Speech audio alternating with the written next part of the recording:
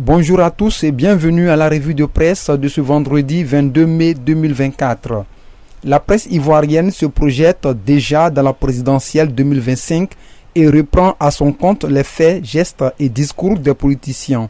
La visite en France du président Alassane Ouattara, dont le point d'orgue est, à n'en point douter, son dîner en tête-à-tête avec Emmanuel Macron, son homologue français ne laisse pas indifférent le nouveau réveil.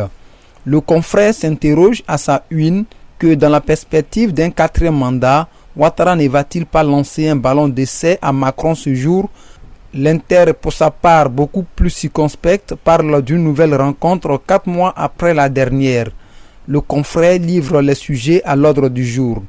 Pour dernière heure monde, le président qui ne voulant plus être candidat, qui de certains cadres qui lui sont proches, comme Kafana, Tiemoko Meile, Mambé, Bictogo, Kandia et Photocopie, pourrait affronter Tidiane Thiam en 2025.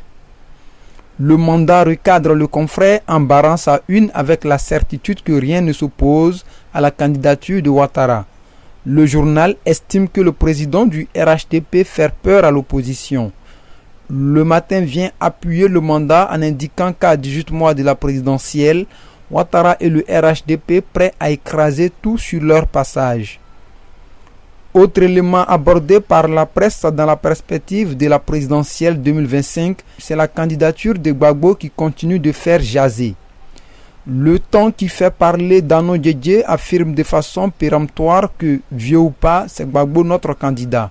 Et la nouvelle alliance, toujours dans la perspective de 2025, indique que Gbagbo et Thiam forment un tandem qui trouble le sommet du RHDP. Le Jour Plus demande plutôt au PDCI de mettre de l'ordre dans sa maison, car la guerre Thiam-Bion fait rage. Et l'on s'achemine vers la candidature de l'ancien maire de Dabakala à la présidentielle 2025. La police nationale s'est enrichie de 2672 policiers. Selon le rassemblement, Vagondo lâche 2672 policiers. Le ministre Mamadou Touré leur demande que leur engagement doit être sans faille. Pour l'expression, le ministre Vagondo Diomandé promet l'enfer aux flics corrompus. Le patriote, dans sa livraison de ce jour, s'est concentré sur le débat de la dette ivoirienne. Le journal titre en ces termes « Ces chiffres qui rétablissent la vérité ». Selon les chiffres du journal, plus de 43 000 milliards ont été investis de 2020 à 2023. Fraternité Matin propose à ses lecteurs un dossier sur la magie de l'Internet qui sauve des vies. Soir Info nous sert comme toujours un fait divers croustillant. Et la scène se passe à Dabou où des abeilles chassées d'un collège envahissent une habitation et tuent un couple de vieillards. Terminons, une fois n'est pas coutume, avec les obsèques de Monseigneur Paul Siméon Awana. Le mandat rapporte que le Premier ministre Beugre Mambé était hier aux côtés de l'Église catholique. Fraternité Matin sur le même sujet annonce que Monseigneur Awana sera inhumé aujourd'hui à Boaké. Toute la rédaction souhaite que la terre lui soit légère.